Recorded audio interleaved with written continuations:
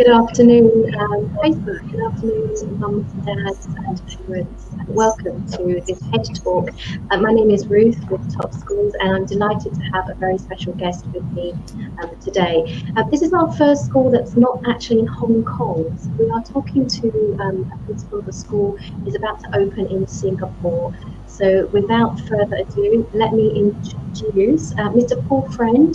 He is the principal of North London Collegiate School in Singapore. Good afternoon, Paul. Afternoon, Ruth. Real pleasure to join you. Thank you for joining us all the way from Singapore. So as I said, we're super excited. This is our first non-Hong Kong school, and I know that you also have not always been teaching in Singapore. So could we just find out a little bit about you and also the school that you're heading up? Okay, so a little bit about me. I'm from the UK, born and bred in the UK, started teaching in the UK many years ago now. Left for an international adventure in 1999, so this year's my 21st year overseas, and I've taught in Thailand, Zambia, China twice, South Korea, and now Singapore. My first overseas post was actually at the very first UK school that franchised overseas, Dulwich College in Thailand. I was the head of boarding there. Picked up a few headships, rejoined the Dulwich group, became headmaster at Dulwich College in Shanghai, was there for 6 years, then joined the NLCS family, NLCS in Jeju in South Korea, and now NLCS in Singapore. So it's been just a fabulous international journey for myself and my family. Right. So NLCS is North London Collegiate School, and you've been the principal in the NLCS school in Jeju for a few years. Is that right? Correct. So for 5 years, I was the principal in South Korea, and then the opportunity came up to bring the NLCS ethos, which I find incredibly unique and inspirational, and to bring that to Singapore. A place that I know really well, travelled with the family through many times. So really exciting to be here. Great. So thank you, Paul. So the school is opening this coming September. And so I want to really take a deep dive into, you mentioned the NLCS ethos and really how that compares to maybe other schools that you've taught in, as well as other schools in Singapore. So for our parents, thank you for joining us. We're with Mr. Paul Friend, who's principal of North London Collegiate School, opening in Singapore in September 2020. If you have any questions for Mr. Friend, please type them below and we will get to them. So I want to ask you, it's a British school, but it's not a British school. You're not using the British curriculum, right? Well, it's interesting. It's complicated. So let me explain where that curriculum comes from. So first of all, our curriculum absolutely is based on the curriculum of NLCS in the UK. At NLCS in the UK have what I think is a very unique model for their family of schools. A very hands-on relationship, a very close partnership between the school in the UK and the overseas schools. I think it's probably fair to say that if you go back 12 or 13 years when NLCS were first thinking about opening schools overseas, they made a commitment that their most valuable possession is their own reputation. And so they made this commitment that any school that opens anywhere that's got the NLCS logo above the door must meet the same standards and deliver the same ethos that they deliver at the UK. So it's a very, very close relationship, and it means that our curriculum structure is absolutely built on the curriculum that's delivered in the UK.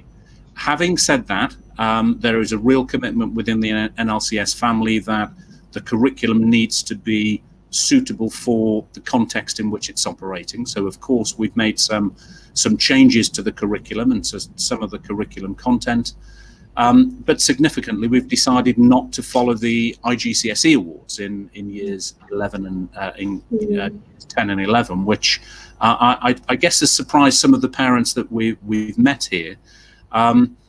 And our reason for doing that is simply that for us as a very academically focused school, a very academically rigorous school, our curriculum culminates with the IB diploma.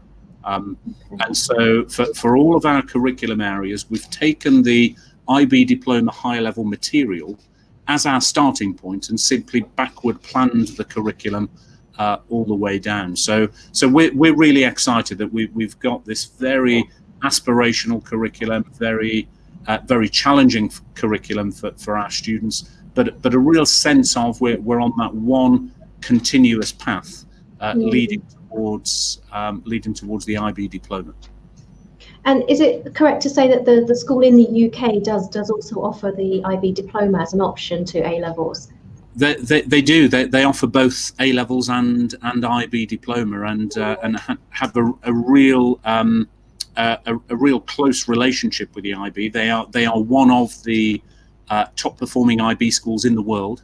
So their average IB score last year was 41 points. 3 students achieving maximum marks of 45. So it's a program that means an awful lot to them, and that they have made a commitment that all of their international schools will only offer the IB diploma. Right. The statistic, I know that we sometimes try not to talk about IB diploma scores, but as I was doing the research for today, the statistic that struck me was not the overall score, but the fact that in the higher level subjects, the average last year for the UK score was 6.42 out of a possible 7. So academically rigorous is something that I've heard you say a number of times, and I do want to circle back to that. But before we do, can you just explain, you've mentioned that there's a commitment for the NLCS group amongst its, I don't know if you call them daughter schools or how you refer to them. Can you explain a little bit about the connection in the technical sense? How are the schools related to one another?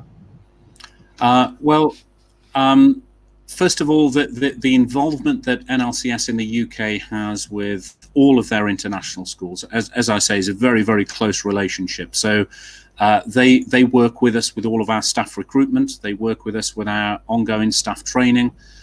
They have oversight of every aspect of the curriculum that we deliver to our children.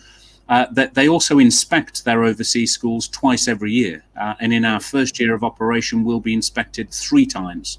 That will be a team of teachers and leaders from the school and external inspectors that will be visiting us to look at everything that we do, but to ultimately answer that question: is the standard of teaching and learning going on in this school of the level that we set for ourselves back in the UK. So a very, very close relationship between all of the international schools in London, but also a really close relationship between the international schools.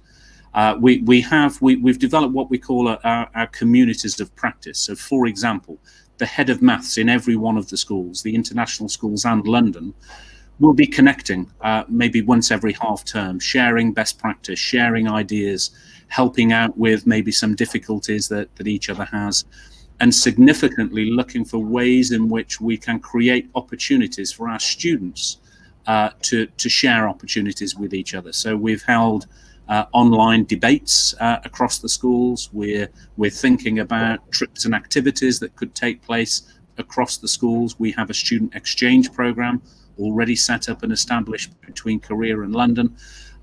So we just really get the sense that is really gaining momentum and is really going to turn into something exciting for us. Do you actually provide priority transfer between the different schools for your students? And I know there's the school in the UK is girls only, but the other international schools are co-ed. But that aside. Correct. There are 2 constraints, 2 big constraints with the school in the UK. The first, as you say, is that it's girls only. The second is that they are hugely oversubscribed.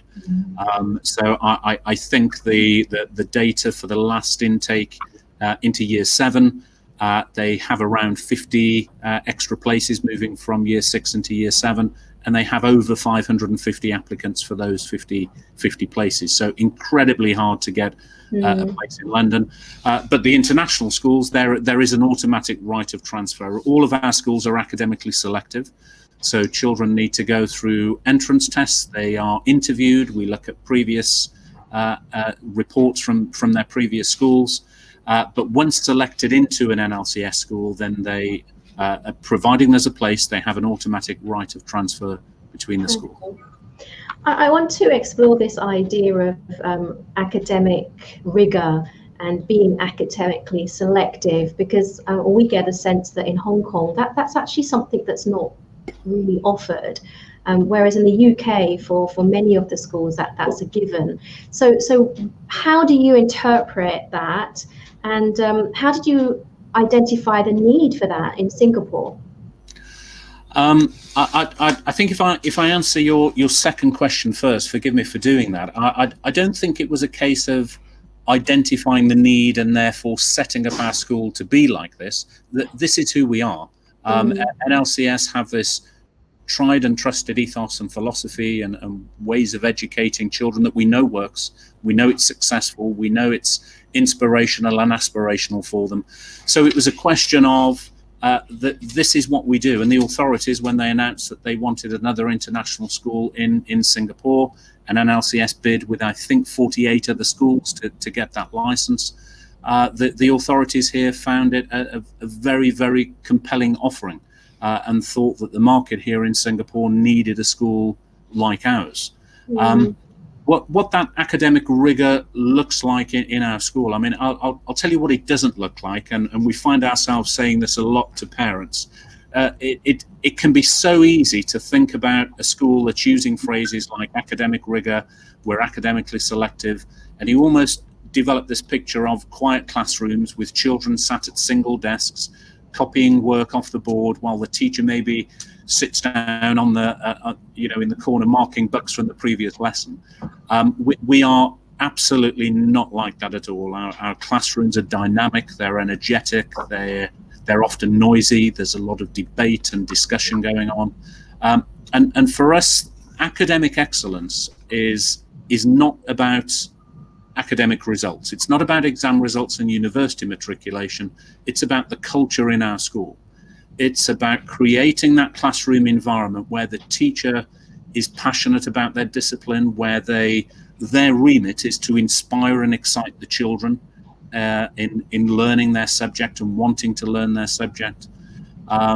It's about academic societies that we have in our enrichment program.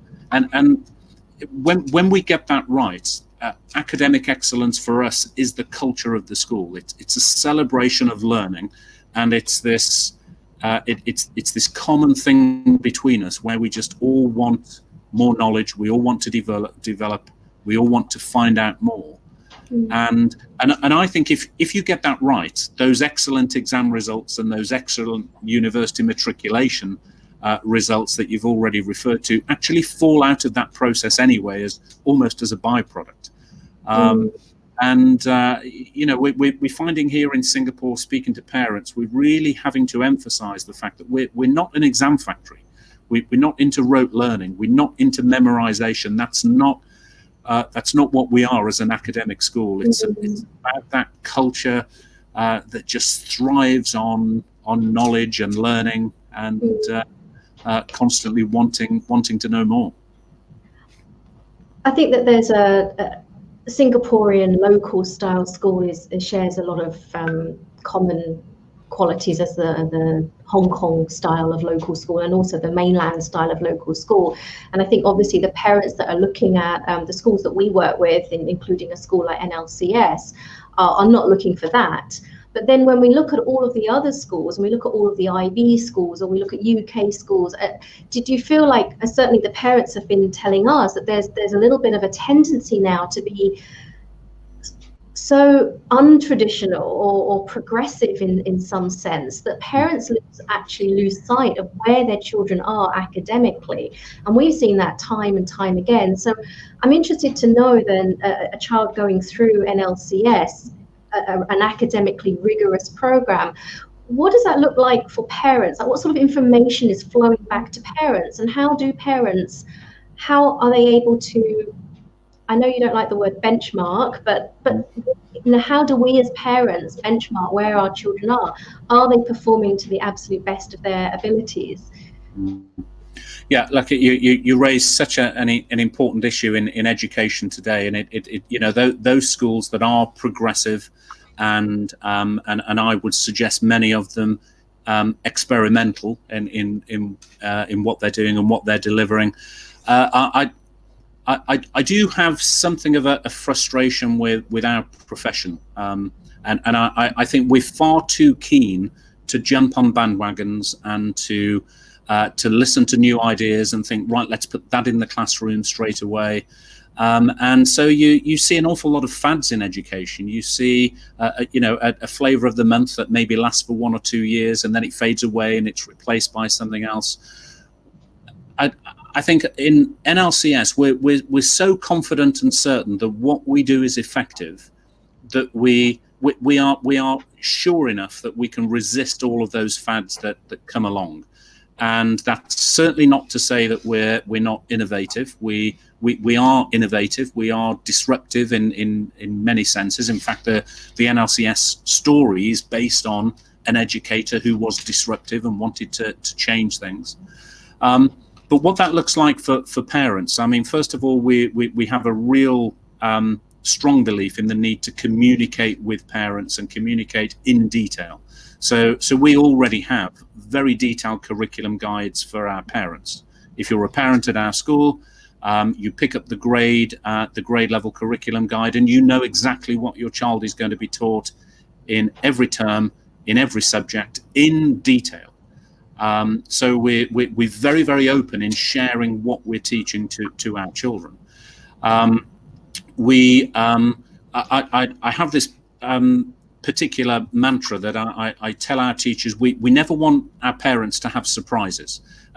And there I'm talking about, and I'm sure many parents have had this feeling, you go to a parent-teacher consultation at the end of a year, and your maths teacher says to you, well, your son or daughter hasn't been doing well in maths all year. And as a parent, you think, why am I only finding out about it now? So we're a school that really values informal education. We encourage our teachers to pick up the telephone, to drop an email, to drop a text message, if only to say, look, I'm just getting a little bit worried about situation XYZ. We need to talk. We need to keep an eye on it. We need home and school to be all across this. Or to contact parents and just say, look, your son or daughter is doing fantastic in this subject at the moment. Mm. And that informal communication, I think, is incredibly important. And again, if we get that right, parents have that confidence and that comfort that they know where their children are. They know what the material that they're being taught. They can see where that's leading to. They feel a sense of, if there are any problems, if there are any difficulties, then they are involved in talking about them. And that word confidence is so important. As parents, you need to feel confident that your child's education is in good hands. And you can only get that confidence if you have full information coming from the school.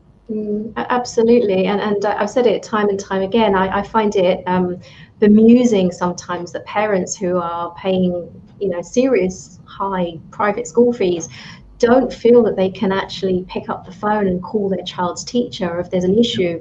If the teacher isn't responsive, then escalate that to the head of the year, and so on and so on. And it's I find it very strange. I do, and something else that frustrates me that I think is linked to that are schools that rely completely on systems. So if you've got a problem as a parent, if you've got a concern that you want to raise, and you raise it with your child's tutor or teacher or the head or the deputy head, and you're told you're speaking to the wrong person, look at the flowchart in the parent handbook.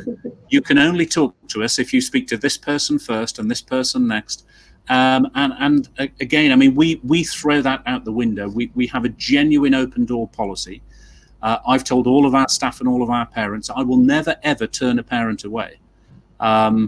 I will listen to anything that a parent wants to talk about and engage with. And yeah, I don't know why schools do that. I don't know whether it's for some schools it's insecurity. For some schools they're so busy, and there's almost a distraction, if you like. That's probably not the right word, but if parents get involved, it just gives us another thing to worry about.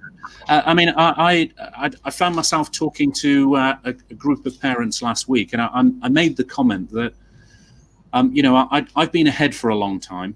I've led some very large, successful, prestigious schools. I've got my master's degree in educational leadership. I'm partway through a PhD that I will never finish.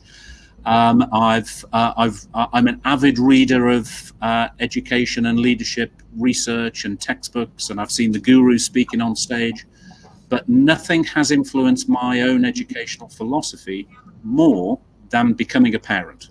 And, you know, and when you see your own children experiencing schooling, and you see the difficulties that they go through, and you see the challenges that they face and the successes that they face, that gives a whole new perspective to me in terms of running a school and why we do what we do. Yeah, that's a very interesting perspective. I would say the same for what I do, you know, and also you've got different children and one child is entirely different from the other. I'm conscious of time, and I know that we could talk for hours. I want to ask you a little bit about, and this is connected also, this is connected with parents feeling like they belong to the community and their children performing, but how does the pastoral care system work? You know, so in a sense, if I'm a parent, how many individual members of staff are looking after my child and in what different capacities? Yeah. So again, that pastoral system, I will draw it back to the ethos before we talk about the system. So the NLCS ethos talks about the need to focus our pastoral care on the needs of the individual, not the needs of the cohort and the group.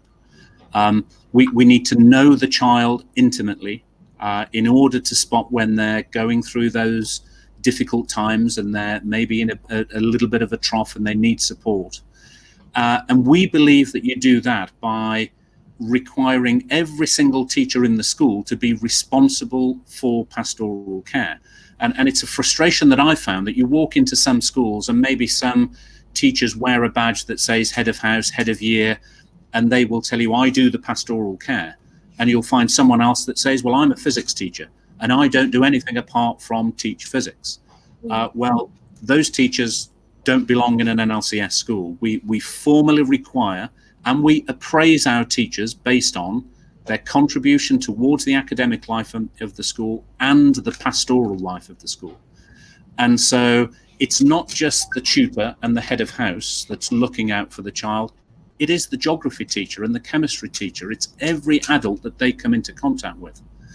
And so when you have that, that wraparound care where every adult in the building is looking out for the child, that's when you really can be sure that you can spot those moments that the children need some extra support from us. The pastoral care for us in Singapore will be based around a house system, and often we say to parents, think of Hogwarts and you're not too far away.